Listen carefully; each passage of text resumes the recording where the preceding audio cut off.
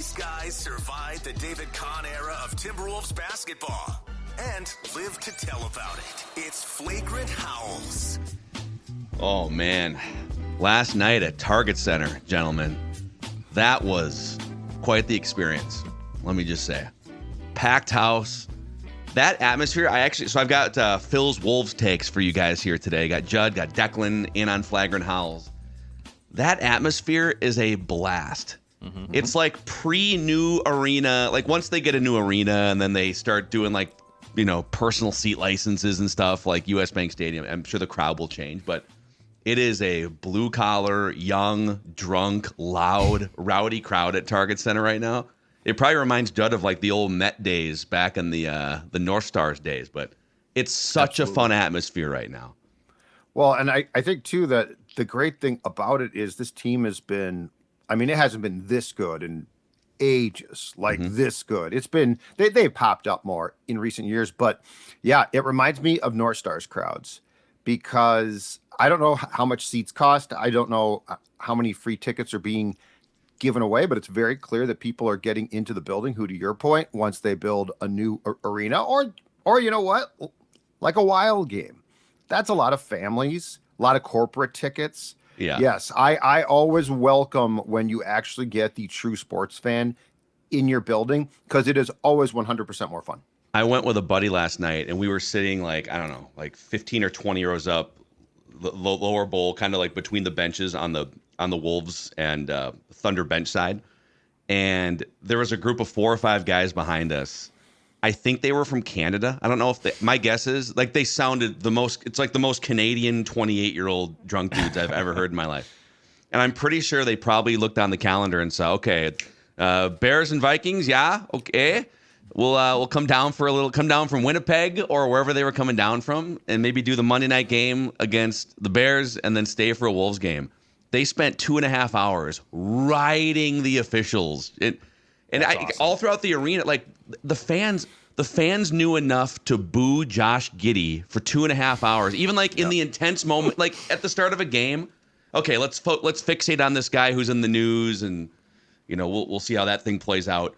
But then like to stay focused on it in the middle of like a fourth quarter back and forth game where like Josh Giddey touches the ball, boom! Oh yeah, that's right.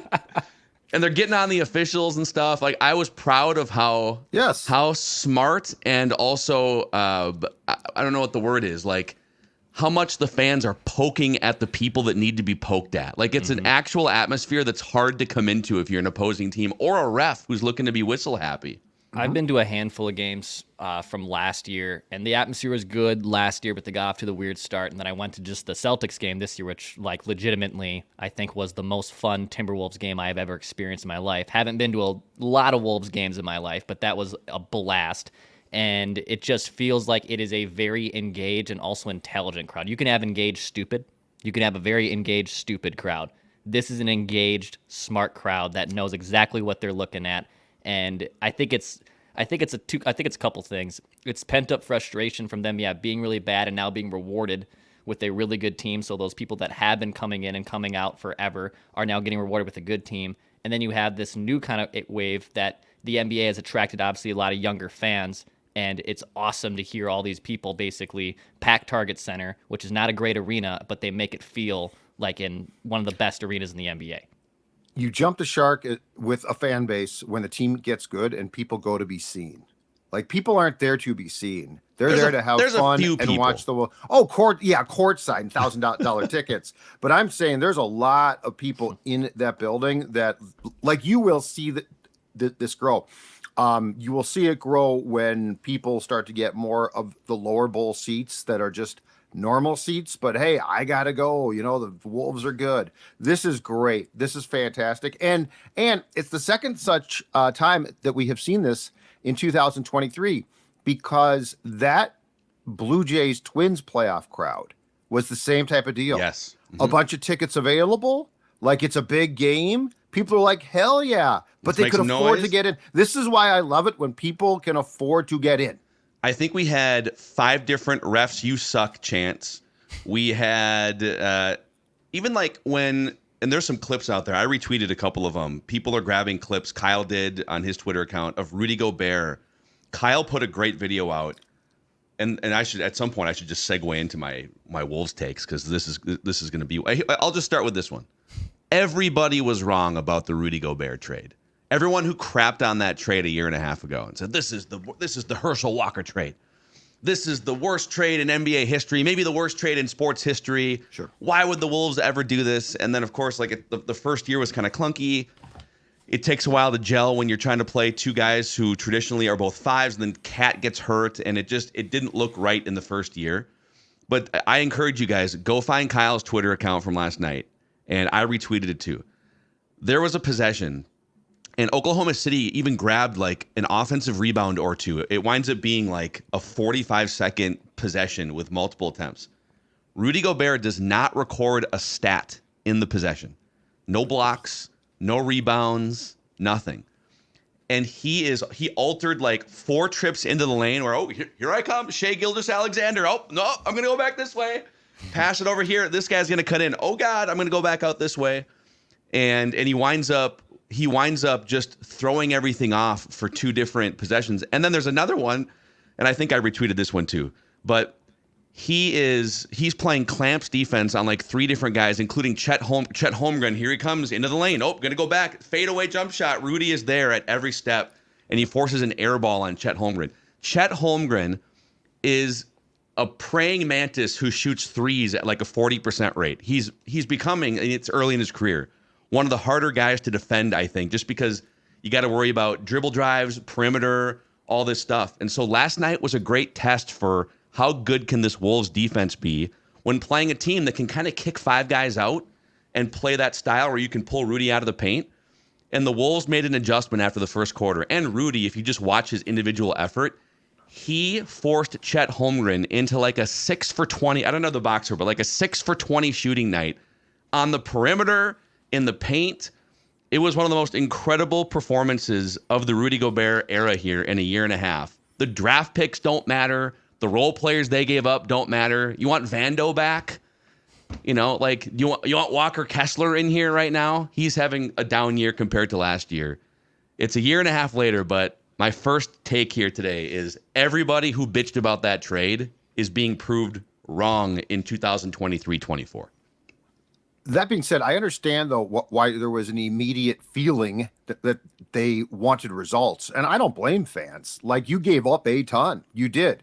And he came in and I think he was hurt or certainly tired from his time with his international team. He didn't click. He didn't gel. He clearly, and we talked about this on Flagrant a couple of weeks ago, he clearly was not comfortable too, which is not a surprise. Like, this guy played his entire career with the Jazz, and now he's been traded and he has to fit a new system. So I don't blame fans for being impatient, but now, yes, it looks like an entirely different trade. And I'll say this too, and Nas keeps talking about this, and he's exactly right. This team finally has matured. This team finally has matured, and the pieces have fallen into place for people who the roles are now, it seems to me, and especially since Cat quit whining about 2 weeks ago, roles now look defined. Gobert's comfortable. Ant's comfortable. Dare I say it? Cat is comfortable. So like Nas is exactly right. Like this is why last year Slow-Mo was taking a shot at Rudy on the bench during a timeout, and why this year, to steal Duke's favorite words, it's kumbaya, because it seems like everybody is comfortable in their own skin. And just flat out, how long has it been since we could say that about a Wolves team that we had any hope for? But also too, just from like a tactical standpoint, the biggest criticism of that trade, and everything you said is right, that when you make a trade like that, you're not expecting it to take a full year, and you want the payoff earlier. It didn't happen really, although they did make the playoffs in back-to-back seasons for the first time in 20 years. So I don't know that it was a failure last season. I think people thought they were going to win closer to 50 games. So, whatever. It was a little bit disappointing. But there's this misperception, I feel like, in the NBA because of what the Warriors did with their dynasty, that, oh, man, you can't be too big. Like, literally in a league where everyone is a tree. Everyone is the basket is 10 feet high, and even the shortest players, if you ran into them in a grocery store, would be like a foot taller than you. This idea that, oh man, you got to be careful getting too big in the NBA, but look around the league. Like the Lakers won a championship a couple years ago with a huge starting five. The Nuggets won a championship last year, one of the biggest, lengthiest teams in the NBA. But it's almost like the Steph Curry and the Warriors have warped everyone's perception of, oh man, because they have a guy that shoots from 40 feet, lights out, and they have a small ball team that can be switchable and do all these things, that everyone's blueprint has to look like that. But the reality is, if you can play as big as possible and have it work together, and you can be able to keep, the big lineups on the court defensively, that is the best path to going deep in the playoffs and winning a championship. Now the question was, okay, can this particular big lineup play together with Cat kind of moving off the 5 into the 4? But it was almost, I guess my biggest gripe about the commentary a year and a half ago was, well, how can all these big guys play together? I mean, there's tons of evidence all over the league that you can play big lineups and they're dominant and hard to play against, and they rebound and they play great half-court defense. And so, I don't know, I feel like now we're getting back. Okay, the Warriors dynasty is kind of fading out, and now we're getting back to, it's really beneficial to just have a bunch of big dudes on the court that get hands and faces and rebound and play great half-court basketball. I think two things. Sports and championship teams always change. So like this happens in hockey a lot, where the 10 years ago was the rise of these small guys like Johnny Gaudreau and everyone kind of rising up, and then they realized, if you just get bigger brutes like St. Louis and Boston had for a long time to slow them down, you can win hockey games like that. In the NBA, I think we got kind of just super sucked in with Steph Curry's and Clay's and Chris Paul's and James Harden's and all these guys that can shoot threes and can dribble drive to a degree. And now you're seeing it change. But I think with the Gobert commentary, and it's starting to a little bit change, but I think like the national pundits and the bigger podcasts out there that cover NBA stuff, they probably really won't respect it until the Wolves make a playoff run. And in fact, if the Wolves unfortunately get bounced early in the playoffs, which I don't think will happen, that is going to be bullet board material number one for them. Like until a Rudy Gobert team makes a deep playoff run, all of this fun regular season stuff is probably just going to go right over their heads. Yeah, I mean, there is a postseason sort of stigma, or maybe it's like between a stigma and a reality that, Rudy Gobert gets played off the court in the playoffs, but that's going to be fun to watch. But this is so, and they won't get to, they won't get to fight back against that narrative until May. Right. So it's all speculation for the next 6 months. But I'll continue to say that Utah team, not that Rudy wasn't put in some blenders that he couldn't get out of too, but that Utah team didn't have perimeter defenders like Jaden McDaniels and Anthony Edwards and Nickeil Alexander-Walker, and even like Mike Conley in his old age, who we'll talk about in a later take on this episode. Take number 2. I think last night's win was the best win of the season for the Wolves, in a season in which, as Declan mentioned, they've beat the Celtics, the defending champion Nuggets. They've had a couple other really nice wins so far. They're the number 1 team in the Western Conference by a game and a half, so they've put together some nice stuff here in the first month. I think just because of the circumstances, Oklahoma City is a really good team. Shai Gilgeous-Alexander is one of the best players in the NBA, and he was hot last night. No Jaden McDaniels. That's a game where you would have just put Jaden McDaniels on Shai Gilgeous-Alexander for portions of that second half to just shut him down. And then Anthony Edwards goes out with the hip injury, and it sounds like it's just a bruise, and the post-game locker room reports are that he's going to live, he's fine. I was watching him kind of below us as he came back. He was smiling, laughing. So I don't think it's a serious injury, but he went out, and they had to play like a chunk of the third quarter and the fourth quarter without their 2 best perimeter defenders against that team digging out from a 10-point deficit. And they did. They put the clamps on. And so I just feel like with the chips that you were down and with how well Oklahoma City has been playing, and they're not going away in the Western Conference, that was probably the best win of the season to date for the Timberwolves. It's impressive because they are putting together almost like an NCAA basketball team, resume wins. It's like the Celtics win was really impressive. I went back and looked this up last night. The Pelicans win 120. They came back and won that game. So like they are putting together some really impressive wins. The thing about last night that impressed me though in watching the highlights and going through the game stories was the fact that they went to a zone defense to come out in the third quarter. Mm-hmm. So like that's coaching. Like that's Chris Finch. That's a development there that is just really great to see. And I also thought it was interesting that he put Conley in and didn't take him out. Yeah. And sort of lamented that in the post-game press conference, but said, I couldn't really take him out. You couldn't. Yeah. And it's crazy. Like Conley winds up, 3 for 14 or something from the field? Yeah. But just his organization and the way that he gets in and out of sets and directs traffic, he winds up with like a plus 17 plus minus rating on the night. But, Heat culture has been a huge talking point for 20 years in the NBA, where it's part of the Heat's DNA that they can swap guys out. They can change from the LeBron Wade era and move very quickly into like a Jimmy Butler era over here.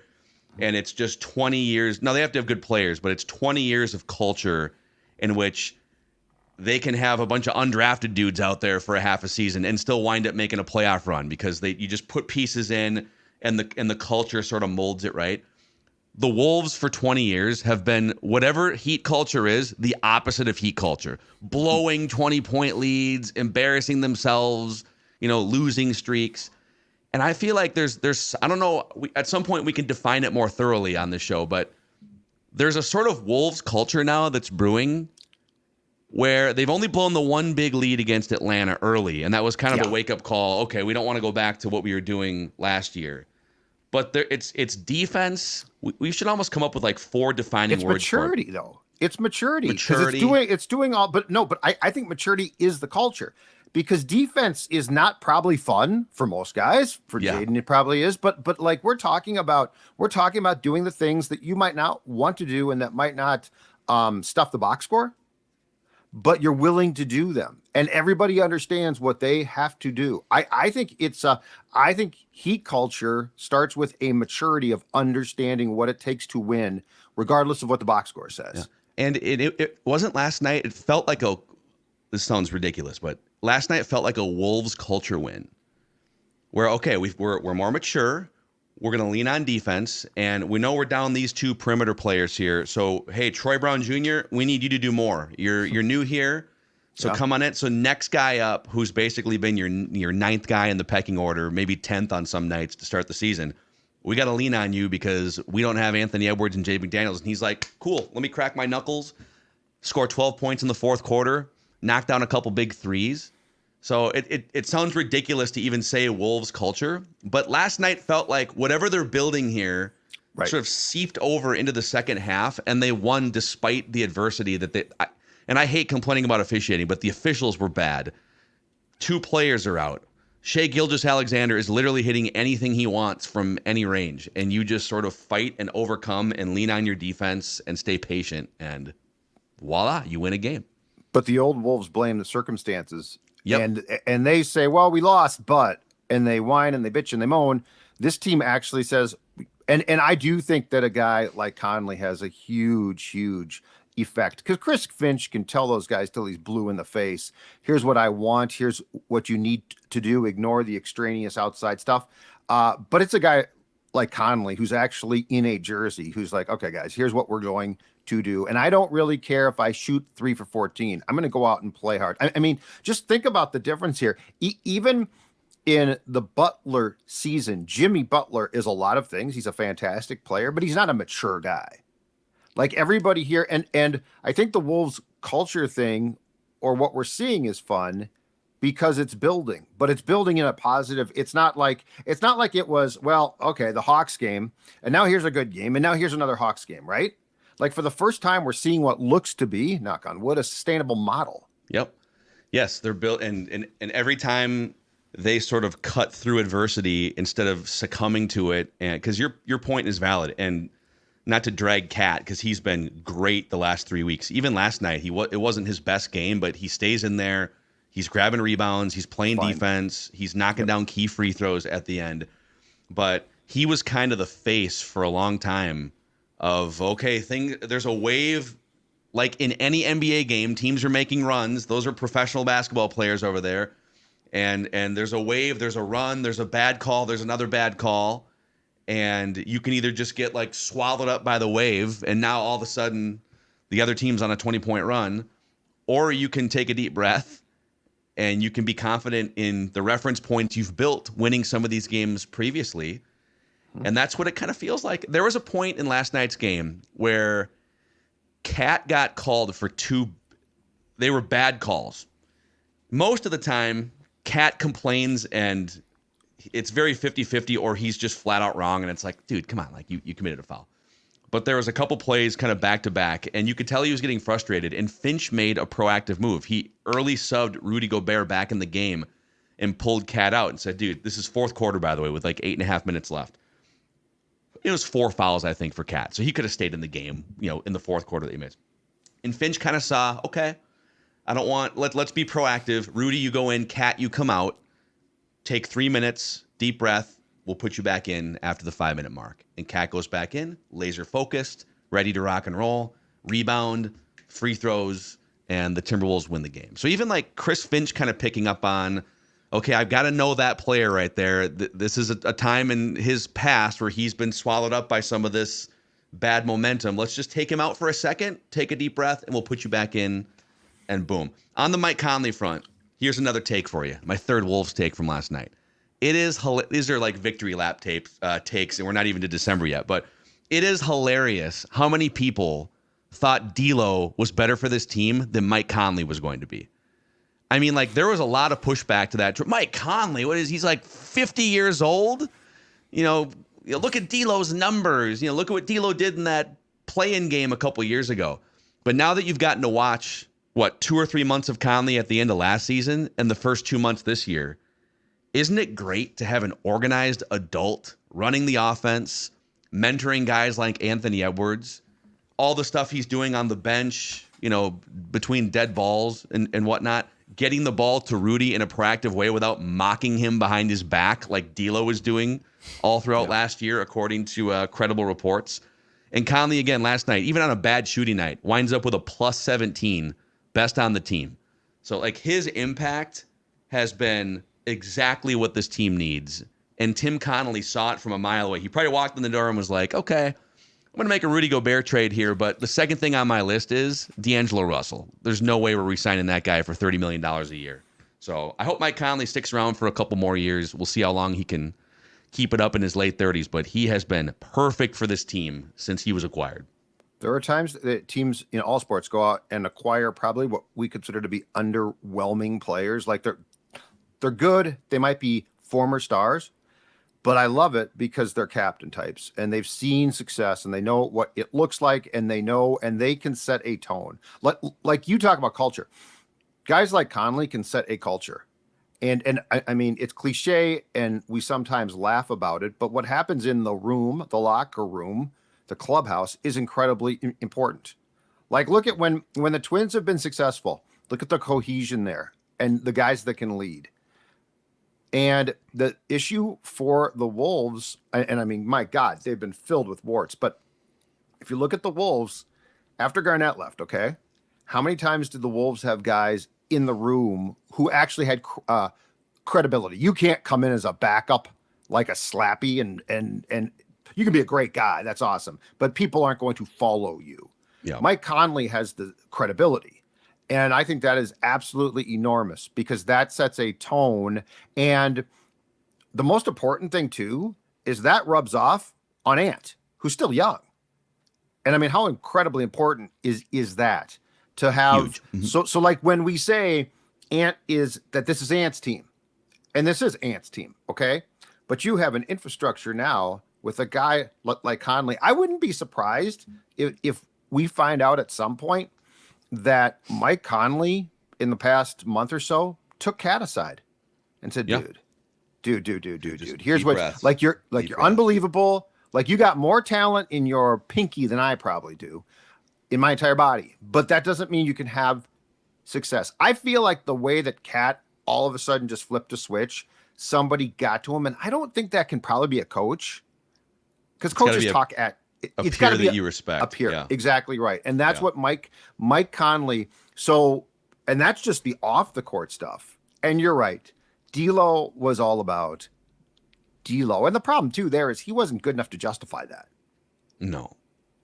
So I think D'Lo, even on a team where it's like, oh, you got Anthony Edwards on the rise, Karl Anthony Towns is better than you are, and Rudy Gobert is a opposite and different player, but this dude's in here as a defensive player of the year, and it still felt like he wanted it to be the D'Lo show before. All right, it's going to be the D'Lo show first. That's my main priority. And then if I get around to it, I'm a good passer too, and there's some nights where he get other guys involved. Yeah. Conley comes in, and like if he doesn't take a shot, he's not going to be mad. He's not going to be annoyed. He's not going to be showing bad body language. He comes out and says, how can I get everyone else going as a point guard and as a leader first, and then trust that it's going to come around to me and I'll just be open in the corner 5 times tonight, based on the flow of this thing. And it's been exactly what this team needs. Speaking of things that you might need out there, audience, okay, let's be honest about the state of our homes during this holiday season. How clean is your home right now? Dirty floors? Our friends at Zero Res are here to help you for the holidays, okay? Those paw prints, tracking in snow and mud, Judd spilling surly all over the carpet. Oh, God, okay? I can't imagine. Coffee. Not to mention coffee. Yeah. Just coffee all over the place while he slings his sports takes. All over the carpet. I can see Judd looking at the carpet and just saying, because it's very similar colors, is that coffee or is that Surly Furious? I don't know. Well, and we're not going to know until we call Zero Res and get them in to clean those stains out. Okay. I love a clean house. There's no better way to deep clean your house and your carpets than with Zero Res. By the way, go to Google. If you don't trust me, you can go look at their rating on Google. 4.9 rating with over 17,000 reviews. So you can call Zero Res today or go to their website for the Phil Mackey or Score North special, which is 3 rooms, 0 resified, starting at $129. Also $75 off when you get your air ducts cleaned, which will help the airflow in your home. It's 952-0-RES, and it spells the same forwards and backwards as well. 952-0-RES or zeroresminnesota.com, zeroresminnesota.com. Our friends at Finch Home Solutions also helping you with other things in your home, like cleaning your hot tub out or your electrical systems, Judd. No relation to our guy, Chris Finch, of course. No, because Chris Finch is a basketball expert. Cody Finch is an expert on electronics, as is the rest of his team. And so, you know what? If you're going to get your carpets cleaned, you might as well also make sure that your home is safe and sound, because electrical issues, as I continue to say, are not a DIY project. This is not a Saturday where you're going to poke around the electronics. You're going to get them professionally checked, professionally fixed. And I'm talking about anything from a small project to your home being rewired to you considering, and how about this? It's getting cold outside. That hot tub, that long-awaited hot tub that you've been thinking about, man, it'd be nice to get in a hot tub and really enjoy it and relax. Well, guess what? My friends at Finch Home Solutions know all about the electronics that go into making sure that that is safe and sound for the hot tub to be installed. 612-357-2604, 612-357-2604, or go to their newly redesigned website at finchhomesolutions.com.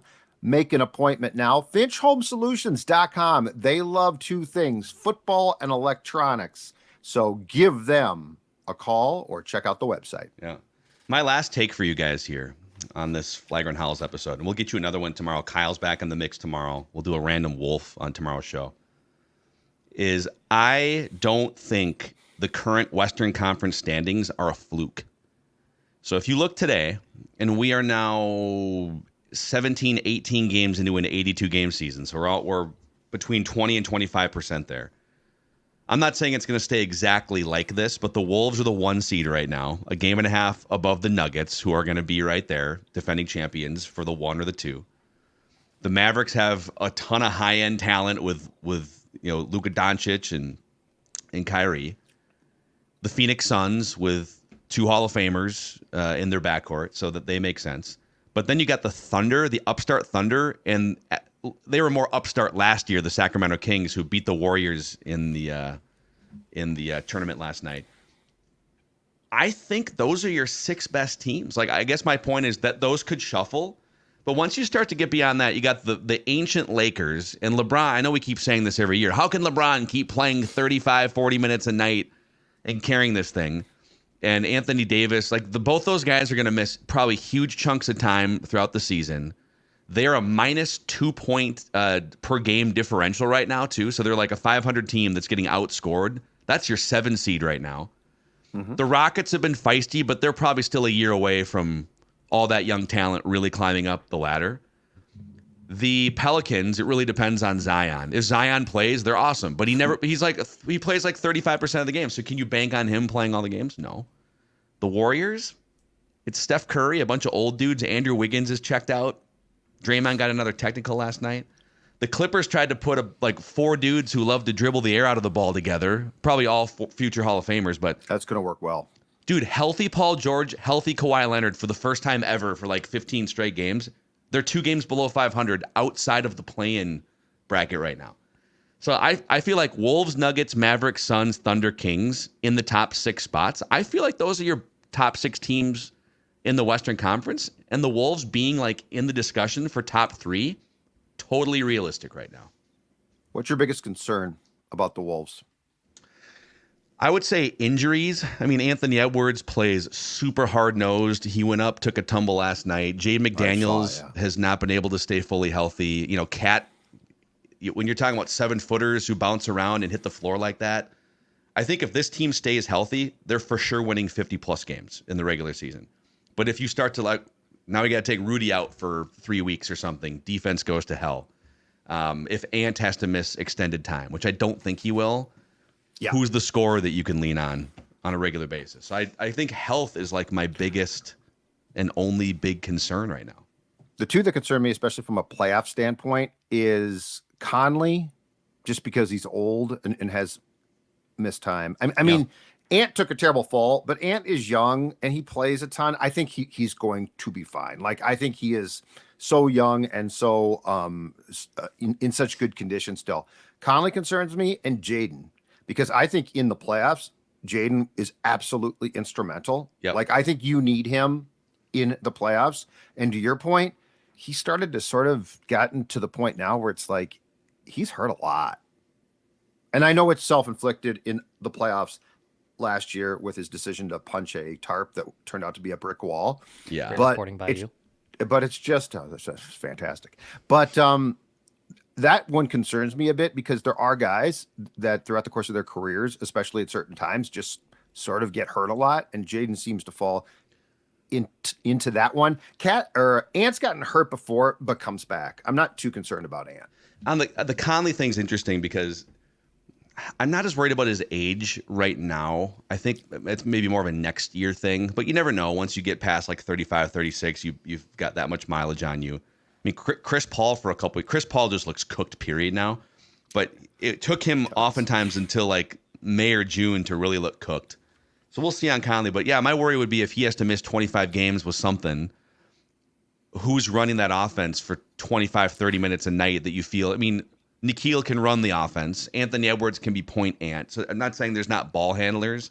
Yeah. But who can run it the way he runs it? And right now the answer is probably nobody. And I'm saying I want those guys. I guess my concern, and this sounds weird talking about a team that has struggled to qualify for the playoffs before, but my concern is the playoffs. I want Conley and Jaden. If you take them out in a series, it worries me a bit, because I do think Jaden defensively, it's incredible. He gets recognition here. I don't think he gets nearly enough nationally. I think he is phenomenal. Well, dude, that's another thing. The commentary on the Gobert trade, and I love Bill Simmons, and his podcast is excellent. But when that trade went down, I'm pretty sure I remember him and Russillo talking about, Bill in particular. Wait a second. The Wolves gave up all those first-round picks because they were balking at including Jaden McDaniels in the trade? Why? Jaden McDaniels, whoa. No, yeah. We all agreed on that one. But I get it, because if you don't watch Wolves games on a regular basis, he's certainly not a box score monster. You don't look at Wolves games and think, wow, that guy who scored 8 points on 4 shots with 2 rebounds, that guy's a key piece. But if you watch the games, Jaden McDaniels and Rudy Gobert rack up more non-stat effective plays We need to like invent more mainstream stats for the things that those guys do to throw off possessions. Yeah. I mean, it's a blast. Do you guys ever, when you're either at a game or probably more so on TV, when Jaden's on the floor and they show a close up, that dude is scary locked in. Oh, it's a cyborg. Like those eyes. Just he got no room for mercy. Dude, he is a cold-hearted defensive killer out there. That's impressive. Yes. So there's your Wolves takes from a fun night at Target Center last night. I know you guys have a Judd's hockey show for hey, the Wild finally won a game after not winning one for a lot long of time, empty seats at the X. I wonder if they were at Target Center. A lot of empty seats. Now they're sold, but that's still not a good thing. Yeah. So you guys have a Judd's hockey show today. If you guys missed too, we had Joe Buck on Purple Daily a couple days ago. He was excellent. Some of his quotes wound up in TMZ. Yep. So cool. That was impressive. And then Ric Flair was in the Score North studios yesterday. You can find that on the Mackey and Judd podcast feed or the Score North YouTube channel. I'm not in the office today, but I was joking with AJ and someone else in our office yesterday. Like after Ric Flair had left, it'd been like an hour or two.